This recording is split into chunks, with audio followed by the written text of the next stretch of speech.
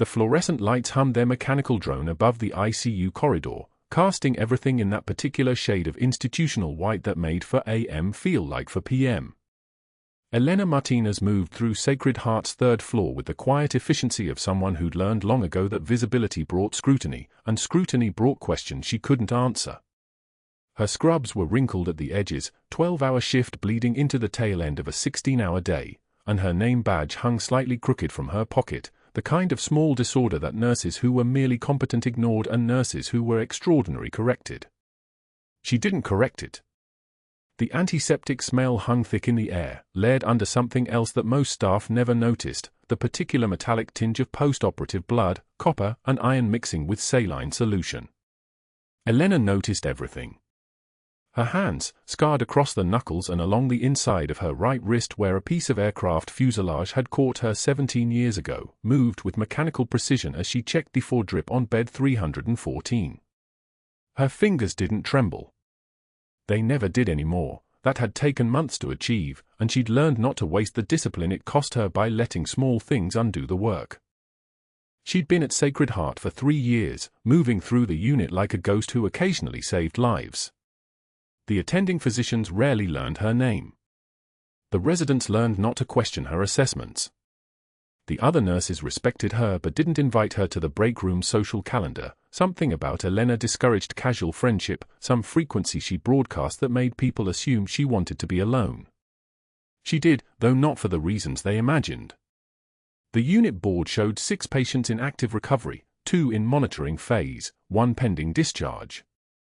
Elena had already completed rounds on her assigned 4, she was moving through the secondary checks that weren't technically her shift responsibility when the emergency department called overhead. Incoming trauma, post-surgical complication, ETA 8 minutes.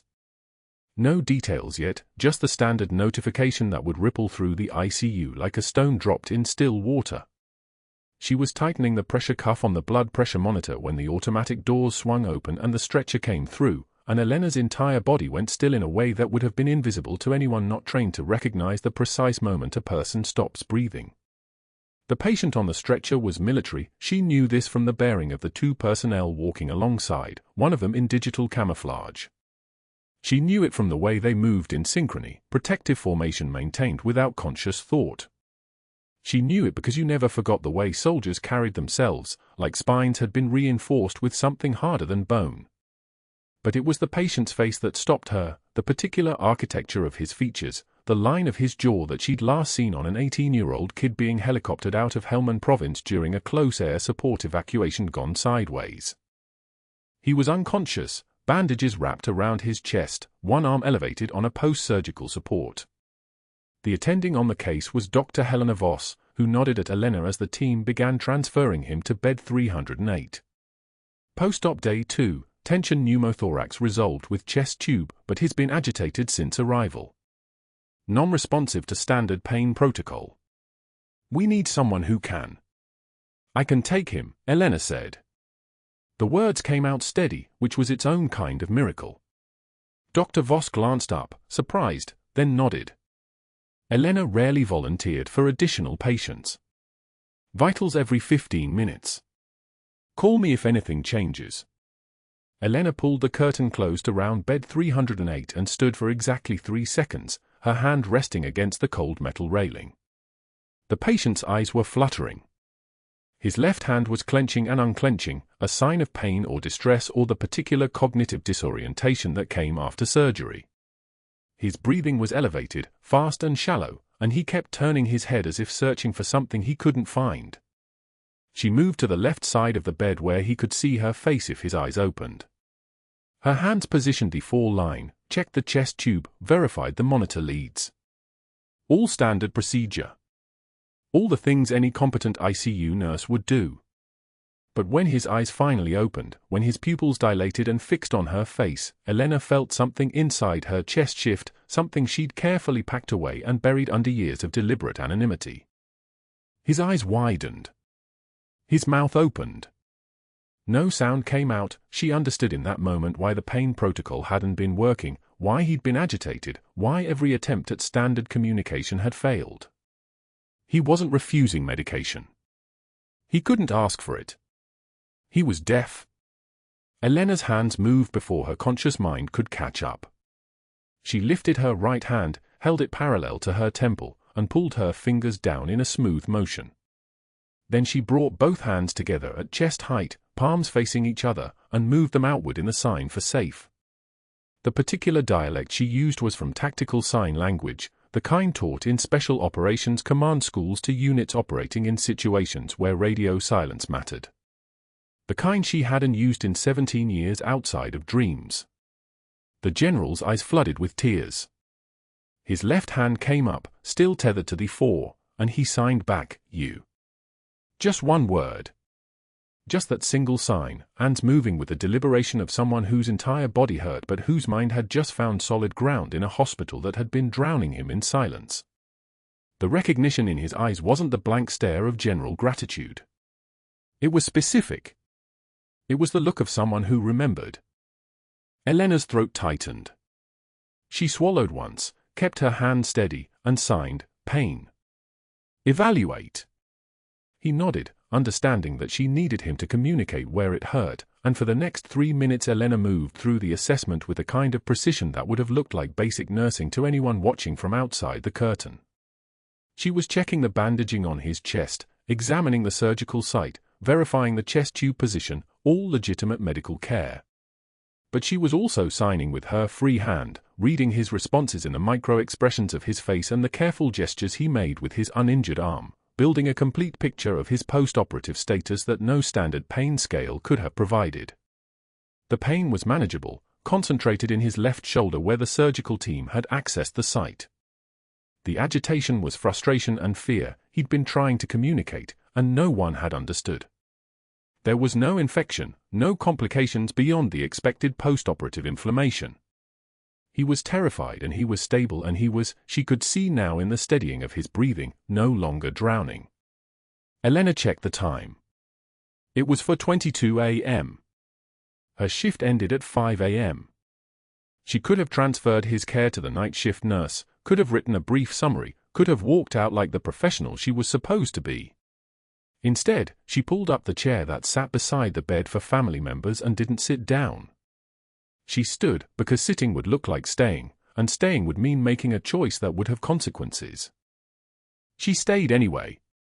For 3 hours past the end of her shift, Elena remained at bed 308. She checked his vitals at proper intervals. She adjusted his medications.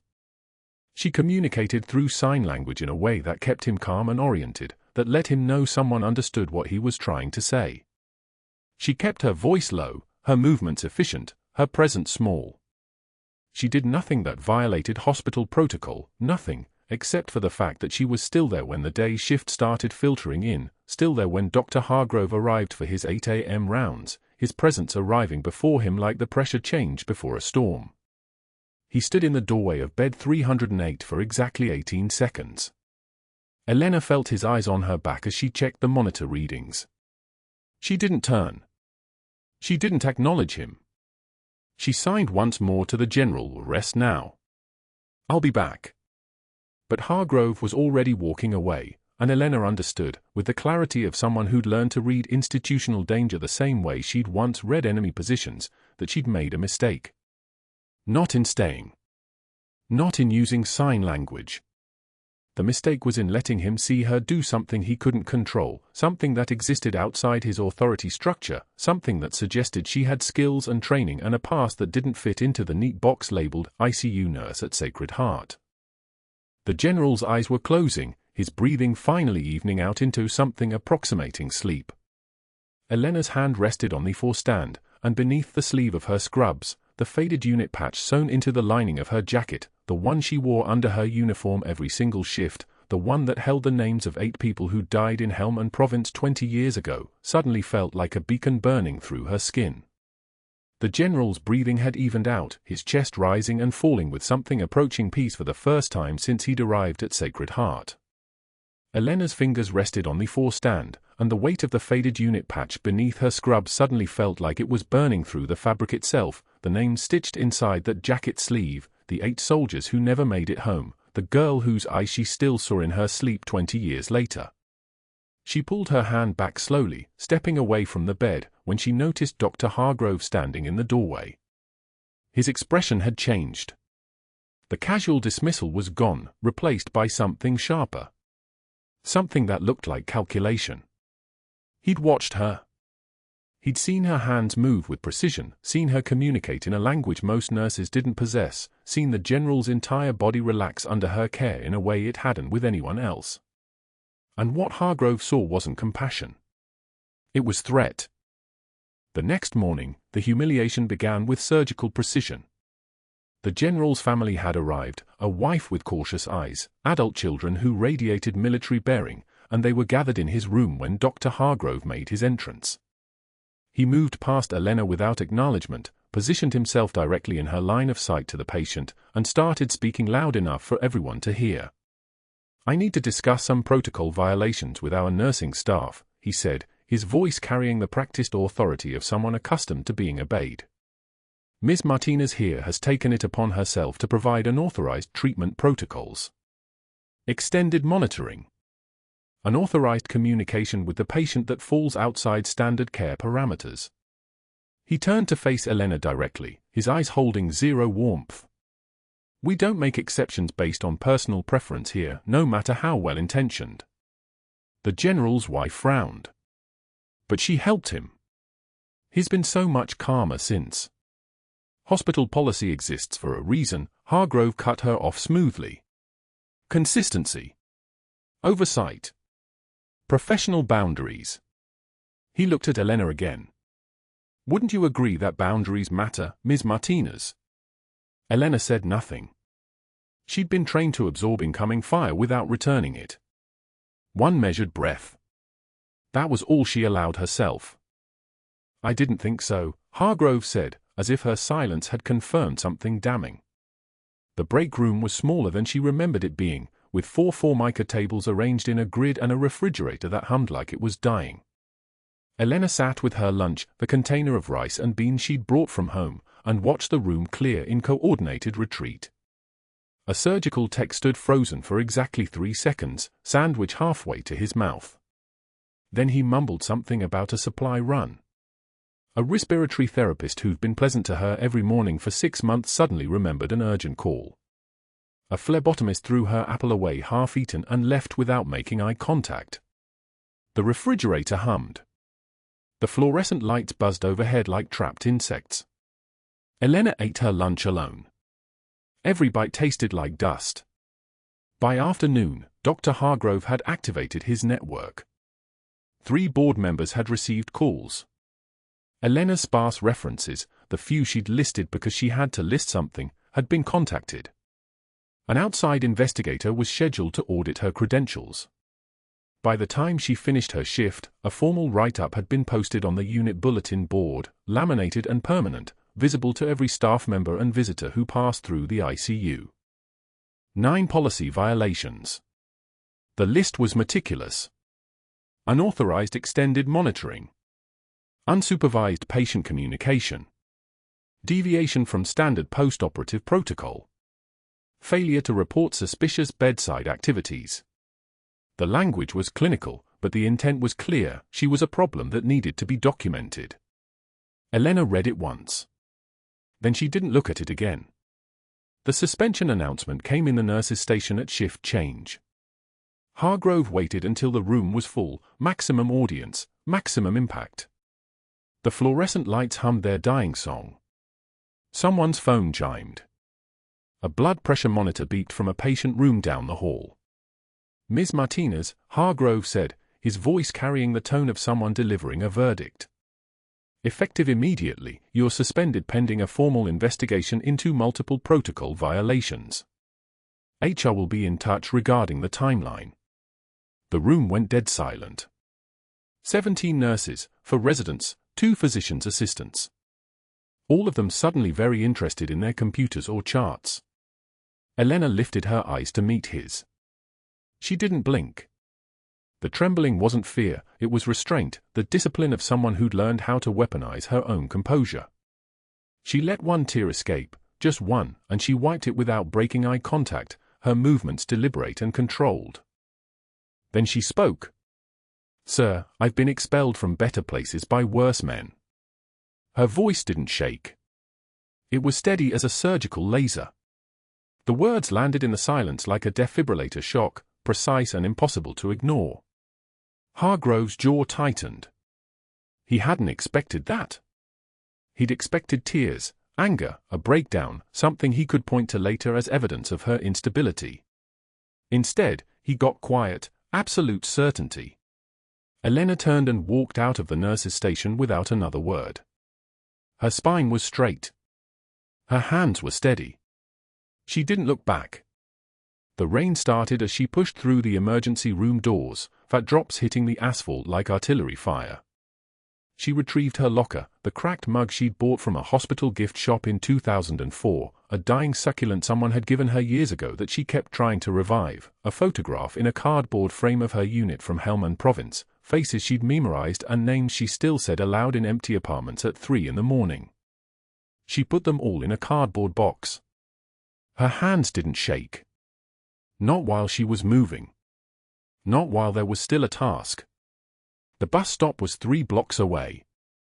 The rain hammered down harder, soaking through her scrubs, and the cardboard began to soften in the downpour.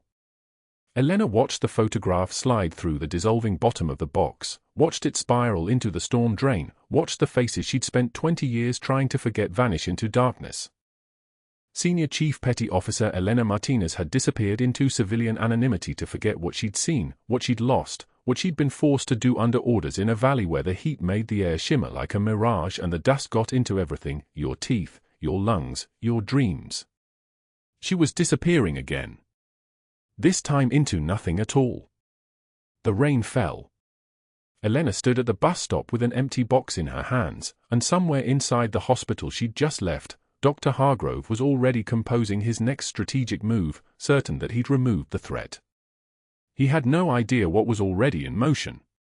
Her phone rang at 2:06 a.m. Elena was awake. She hadn't slept since walking out of Sacred Heart 16 hours earlier. She lay in her apartment with the television off, staring at a water stain on the ceiling shaped like the Hindu Kush, when the call came through. Unknown number. Her thumb hovered over the decline button. Then muscle memory won. She answered. Senior Chief Martinez. The voice was young, urgent, a resident she'd seen twice in passing. It's Dr. Chen from Sacred Heart ICU.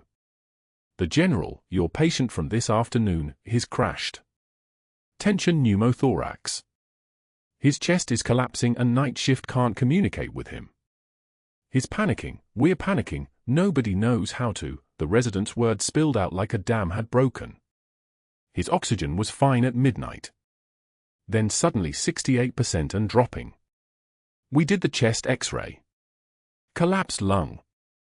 He needs a needle decompression and we have the equipment but we don't have anyone who can talk to him while we work and he won't cooperate with hand signals from people he doesn't trust and Dr. Hargrove said not to contact you but everyone remembers how you communicated with him this afternoon and his family is calling every 2 minutes and... Elena was already moving.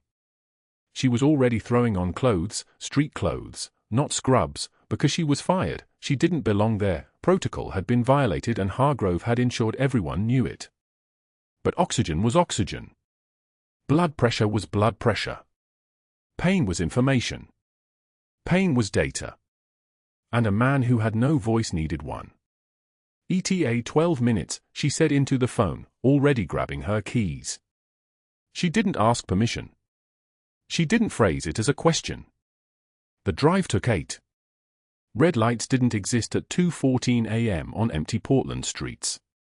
She hit 67 miles per hour on Morrison Avenue and didn't slow down, muscle memory from convoy routes doing the arithmetic, distance divided by time, urgency divided by risk, and risk was a number she understood in her bones. Sacred Heart's main entrance was locked.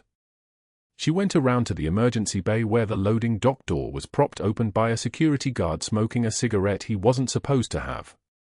She didn't slow down. She walked past him like she owned the hallway, and he was too tired to question anyone moving with that kind of purpose. The ICU doors hissed open. Dr. Chen was waiting, eyes wide with something between gratitude and panic. Two nurses stood outside the general's room, looking through the window. Inside, the general was sitting upright in the hospital bed, his chest heaving, oxygen mask fogging with each desperate breath. His eyes were wild. Not from pain. From isolation. From being trapped in a silent body while chaos erupted around him. Security noticed her then.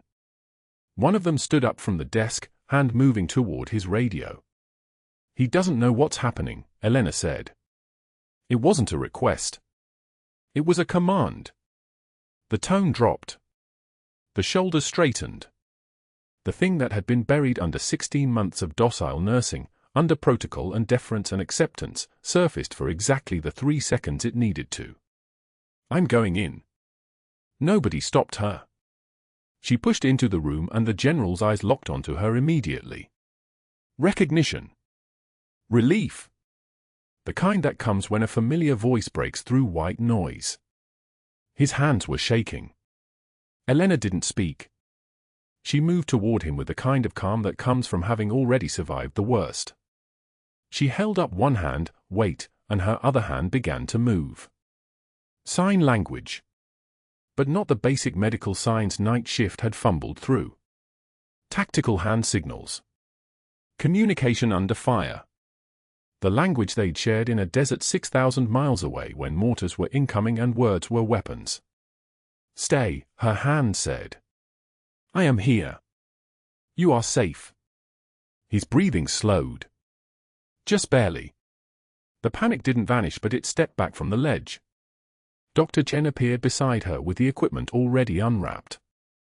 The 14-gauge needle. The syringe. The knowledge of exactly where to put it, second intercostal space, mid-clavicular line, between the ribs where a collapsed lung strangled the chest cavity. Elena had performed this procedure on a 19-year-old Marine outside a mud clinic in Sanjin Valley while IED shrapnel was still settling on the ground around them. She'd done it on a dusty cot with a needle and a prayer. She'd done it under fire. She could do it in an ICU with fluorescent lights and a cardiac monitor beeping its panicked rhythm. "Second rib," she said to Chen, but her hands never stopped moving, still signing to the general. Mid-clavicular line. The terminology slipped out like water finding its level. Triage protocol. Field medicine. Evac priority.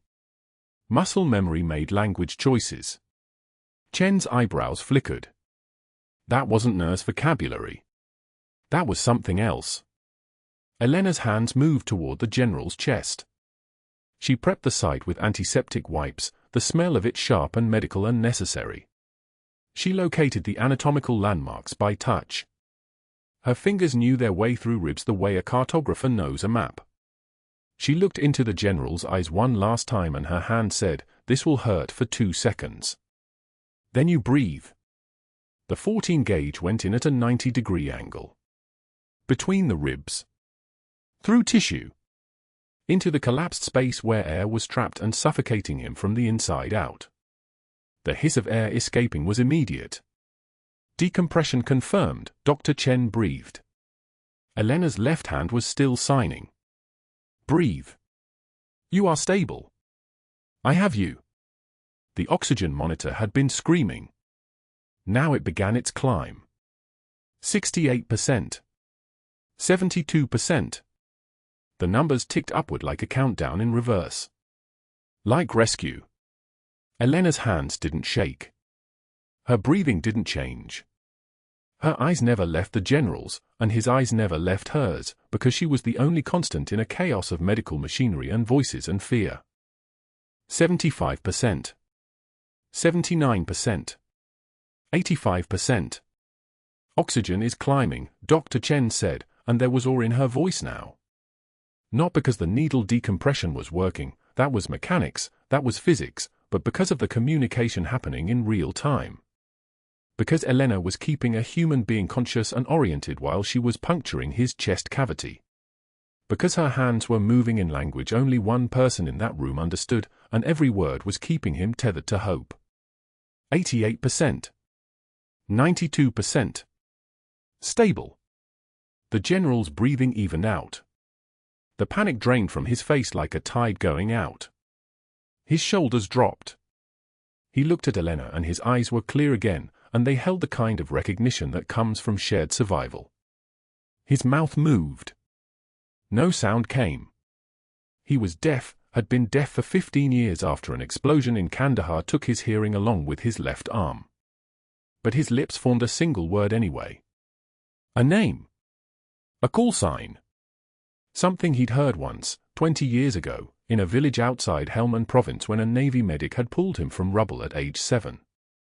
When his father was gone and his mother was gone and this woman in combat fatigues had looked at him with eyes that said you are going to live, and had meant it with every fibre of her body. Nightingale, his lips said. Nightingale 6. Dr. Chen went very still. One of the nurses in the doorway made a small sound, a gasp, or recognition, or the sound of pieces clicking into place. Elena's faded unit patch was just visible where her street jacket had shifted, the one sewn inside the lining. The one with a bird silhouette. The one that had kept her tethered to a name she'd tried so hard to bury. Elena met the general's eyes and allowed herself one measured breath. Then she said, very quietly, "Oxygen is stable. You're going to be fine." She turned to Dr. Chen.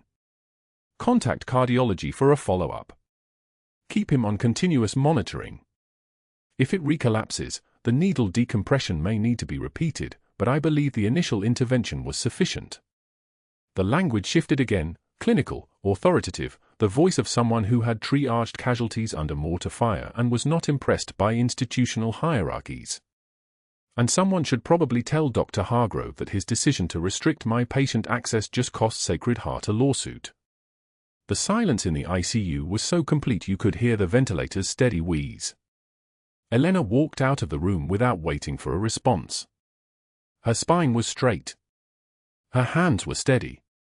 Behind her, night shift was already mobilizing, more monitors, more documentation, more confirmation that the general was stabilizing.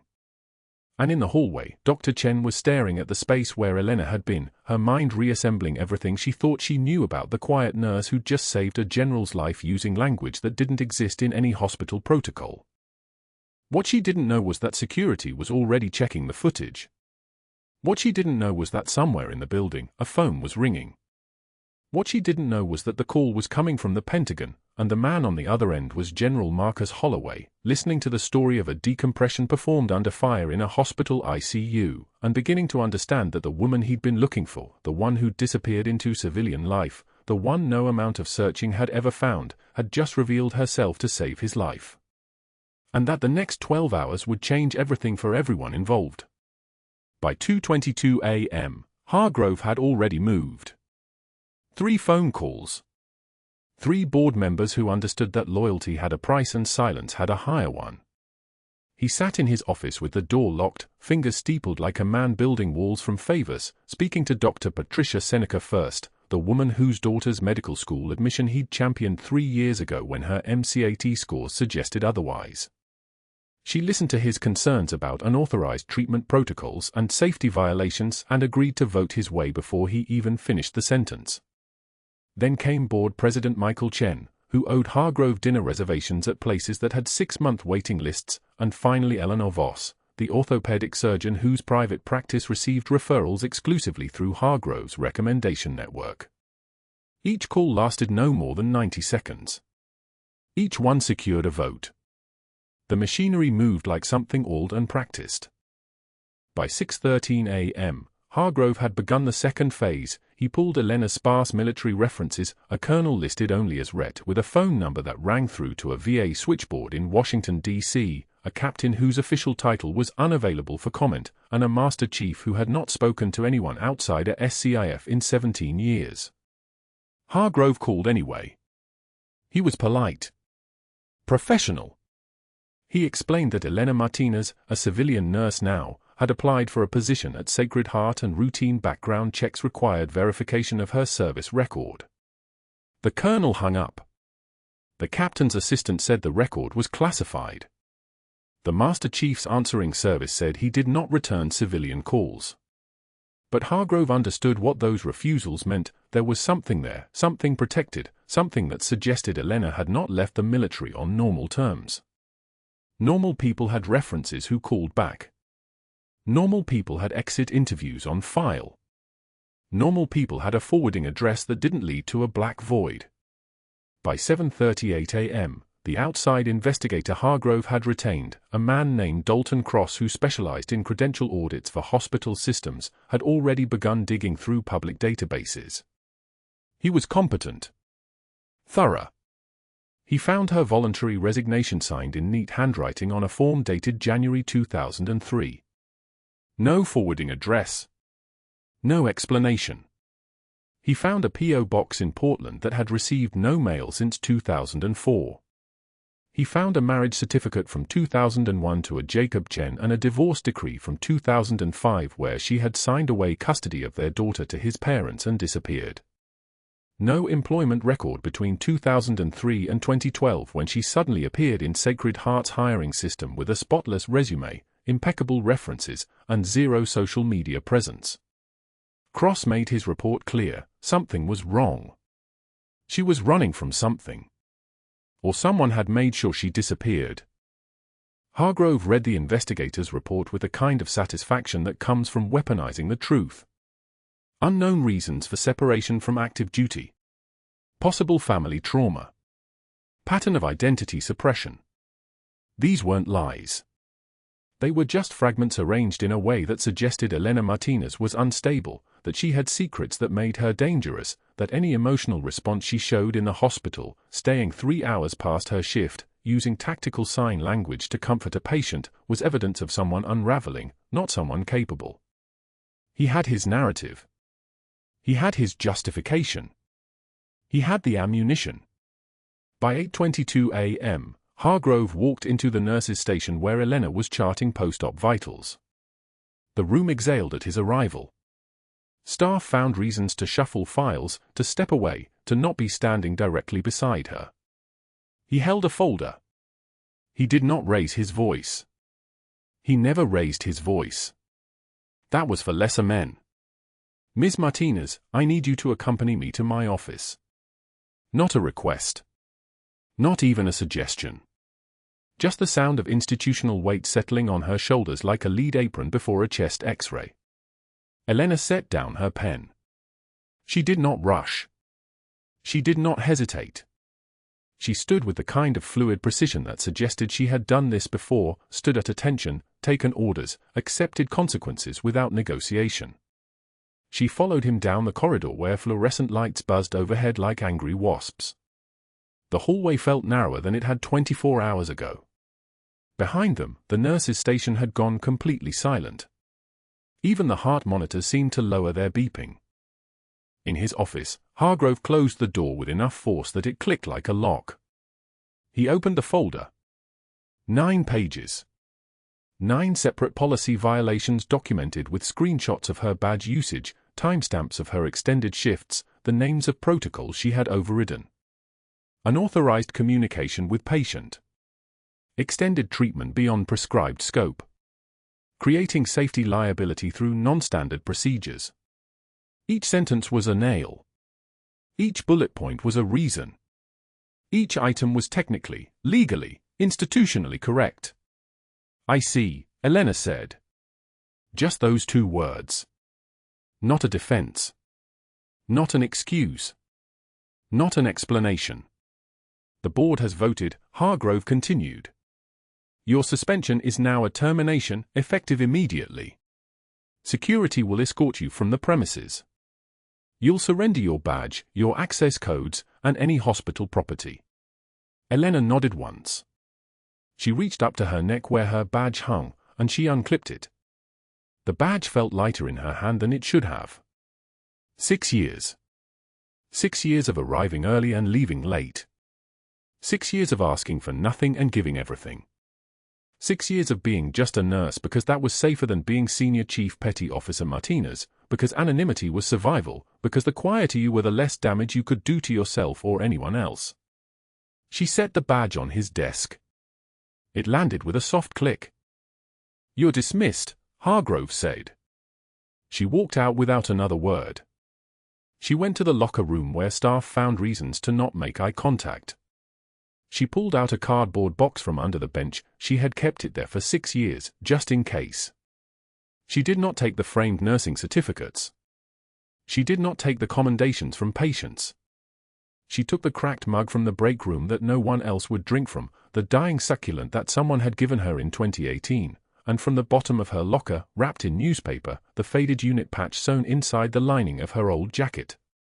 The patch showed the insignia of her team, the one she had walked away from when the nightmares became louder than the day, when the faces of the dead started appearing in the faces of the living, when holding a patient's hand made her see the Afghan girl she had pulled from rubble 2 decades ago, the girl who had been 8 years old and whose name she could never forget and whose mother had been crying somewhere in the smoke. By 5:14 p.m., Elena stood at a bus stop on Southeast Hawthorne, 3 miles from Sacred Heart. The rain had been falling since afternoon, the kind of Portland rain that was less a weather event and more a permanent condition, as if the sky had finally decided to weep for everyone who was too strong to do it themselves. The cardboard box was already getting soft at the corners, the tape losing its grip. She held it against her body like something alive, something that might disappear if she let go. The mug rattled against the inside. The succulent soil had begun to seep through onto her scrubs. Around her, the city moved. Traffic lights cycled red to green to red again. People walked past with umbrellas, with their collars turned up, with places to be and people who mattered expecting them. Elena had none of that. She had a cardboard box and a bench that was slowly disintegrating beneath her, and a photograph that was worth looking at even if it hurt. The unit photo showed 18 faces. She had been 24 years old in that picture, standing third from the left, her hair shorter than she kept it now, her eyes the color of someone who still believed in something. The others had names. She could name every one even now, even after 2 decades, even after she had tried very hard to forget. Rodriguez, who had gotten married in Coronado and had 3 kids. Garrison, who had not come home. Morrison, who had come home but left himself somewhere in the Peck Valley. Hassan, who had been medic beside her, who had held her steady when her hand shook the first time she had to amputate a limb in the field. And the girl, the Afghan girl, wasn't in the photo because the photo was taken before they had gone into Jolan district, before the call had come through about a compound that needed clearing, before the house had collapsed and the girl had been underneath the rubble with half her body pinned, and Elena had spent 23 minutes digging with her hands and her trauma shears and her teeth until she had gotten the girl free and had discovered that salvation sometimes meant picking up a child and running, and knowing that she had just created a survivor who would grow up in a war zone anyway, because sometimes you save lives just to watch them break again. Elena stared at the photo. The rain came down harder. It spattered across the plastic sleeve, and then it found the seams in the cardboard box, and the box began to fall apart like something made of paper instead of protection. The mug tumbled first. It hit the sidewalk and cracked further, a fault line opening in the ceramic. The succulent followed, soil and leaves scattering across wet concrete. And the photograph, Elena watched it slide from the disintegrating box, watched it flutter in the rain like something alive, something trying to escape. She could have grabbed it. Her reflexes were fast enough. Her hand still worked. But she stood very still instead, and watched the photo spiral down into the storm drain with the cigarette butts and the autumn leaves and the rest of the things the city swallowed without asking. She wiped her eyes once. Not tears. Rain. Just rain. Soldiers did not cry. Soldiers stood in the weather and felt their skin get cold and their muscles tense and their breath catch in their chests, and they called it rain because the alternative was unbearable. She had stood in worse weather. She had stood in snow that froze her fingers until she could not feel them. She had stood in desert sun that made the air shimmer like water. She had stood in darkness so complete that she could not see her own hands. This rain was nothing. This moment was nothing. This was just the end of something that had never really existed anyway. Senior Chief Petty Officer Elena Martinez had ceased to exist in 2003, and the woman who remained had only borrowed time, only stolen a few years of quiet, and now even that was over. The bus pulled up at 5:51 p.m. She did not board it. She stood at the bench as its doors closed and it disappeared into the rain, and she did not know that at that exact moment, in a hospital room 3 miles away, the general was waking up in the darkness, was reaching across empty air where the nurse in tactical sign language had been, was pressing the call button with an urgency that made his monitor spike. "Where is she?" he signed to the night nurse who appeared, who did not understand ASL, who stood frozen trying to interpret hand movements like they were foreign. "Where is the woman who was here? The one with the steady hands?" The night nurse did not know. But the general did. He knew her call sign. He knew her rank.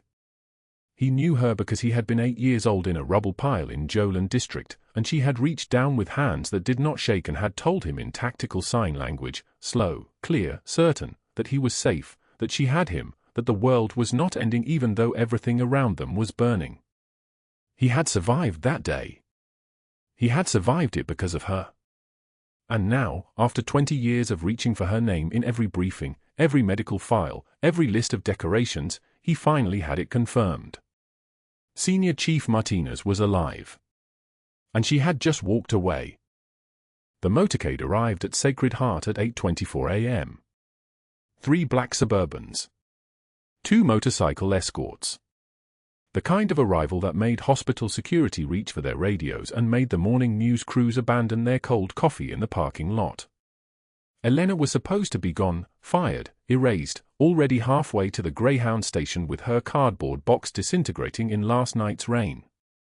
Instead, she stood in the lobby because the general's sister had called at dawn asking if there was any chance at all, that the nurse who'd saved him would be somewhere in the building. Elena had said nothing. She'd come anyway. The doors opened like a military operation. For men in dress uniforms. 2 in civilian suits. 1 with a Pentagon seal on his briefcase. The hospital board president materialized from the administrative wing, suddenly remembering every detail of protocol, suddenly remembering that federal authority moved differently than hospital authority. They moved toward the emergency conference room on the 3rd floor, but the general stopped. He turned left. Toward the lobby. Toward the ICU. Toward where Elena stood by the vending machine, still wearing her scrubs from before, still holding the employee badge they'd told her to surrender 12 hours ago. He saw her. The room compressed. All that polished brass and formal power paused in the presence of a simple recognition, one man who had been 8 years old in a collapsed building in Sanjin Valley seeing the hands that had pulled him into the light. "Senior Chief," he said, and his hands moved with the precision of someone who had spent 2 decades learning to communicate across the silence they shared. Sign language. Tactical sign language. The kind taught at Joint Special Operations Command to medics operating in villages where sound could kill you. Elena's breath stopped. Not from fear. From arrival. From being seen. The general's hands continued, fingers forming shapes that belonged to another lifetime. "You don't remember me?" Her hands answered before her voice could. "I remember all of them. Nightingale 6. He signed it slowly, each letter deliberate. The call sign she'd worn for 13 years. The call sign she'd buried in a locked trunk in a storage unit outside Salem. That's what the team called you. Nightingale 6. Because you brought everyone home." The 2 suits exchanged glances. The hospital board president's face went pale. A Navy SEAL commander stepped forward, his dress uniform tight across his chest, his eyes the color of a Puget Sound winter. He opened a folder. Not the hospital file. Not the one Dr. Hargrove had constructed. This one bore a gold seal. "Senior Chief Petty Officer Elena Martinez," the commander said, and his voice filled the lobby like a call to formation. 2 silver stars for leadership under sustained fire. Bronze star with valor. A 2nd bronze star with valor.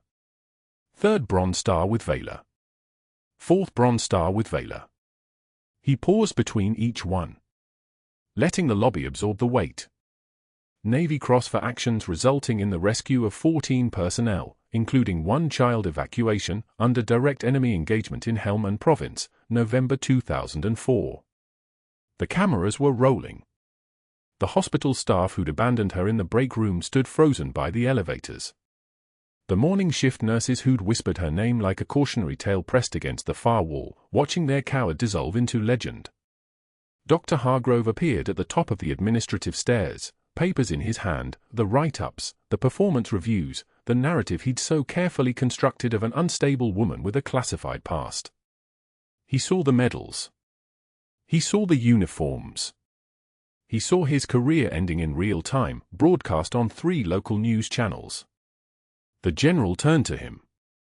Just turned. No words. No sound.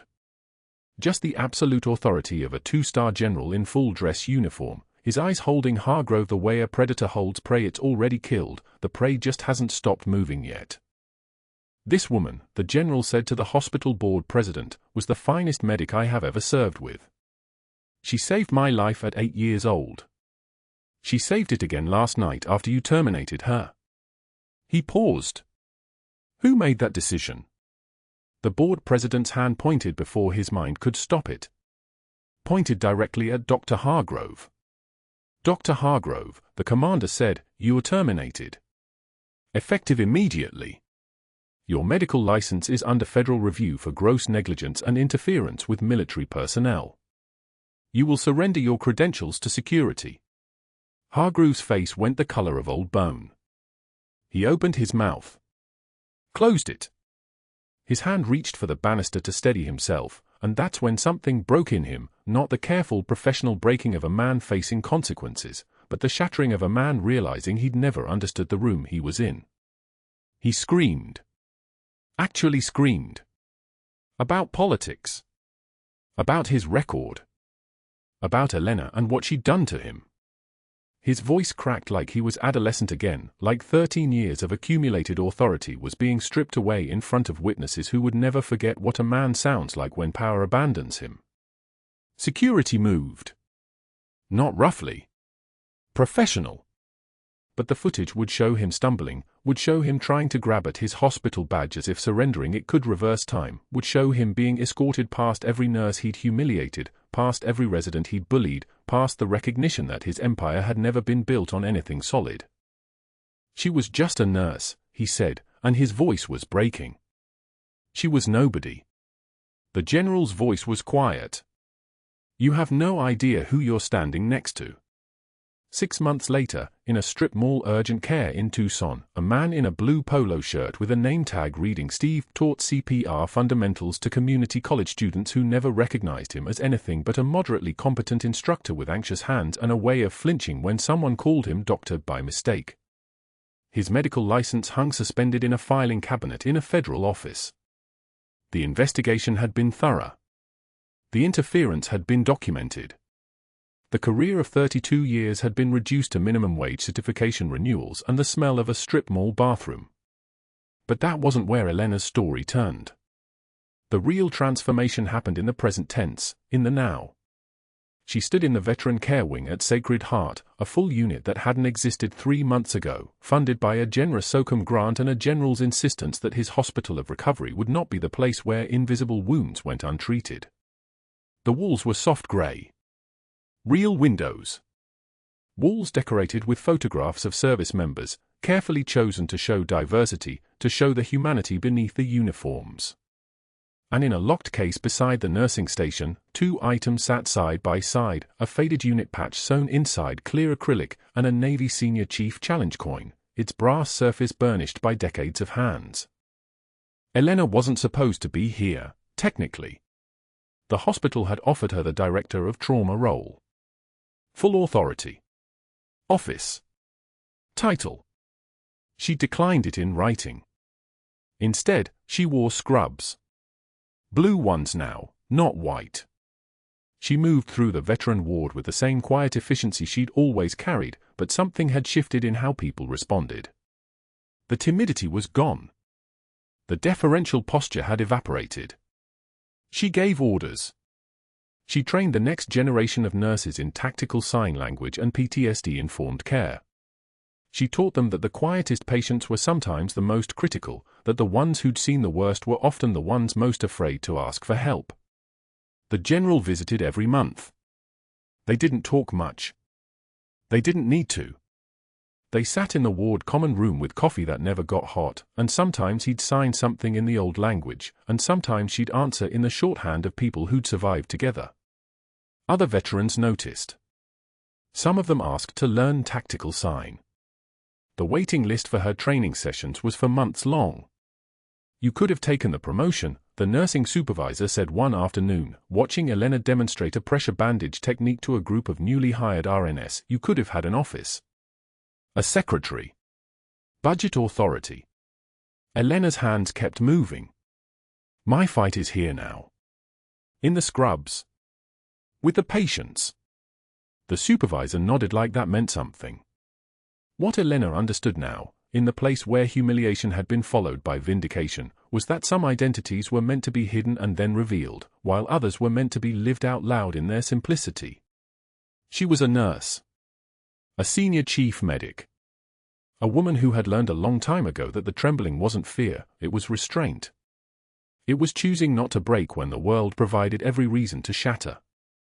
Scars told stories. Unit patches told stories. Challenge coins told stories. But the real story, the one that mattered, was written every single day in the eyes of a veteran who was learning, for the first time, that healing could happen in a place where people remembered exactly who they were. Heroes walk among us. Sometimes in scrub saving lives in the dark. We appreciate every one of you watching. Please hit like if you're enjoying this, subscribe if you want more stories like it, and leave a comment telling us where you're tuning in from.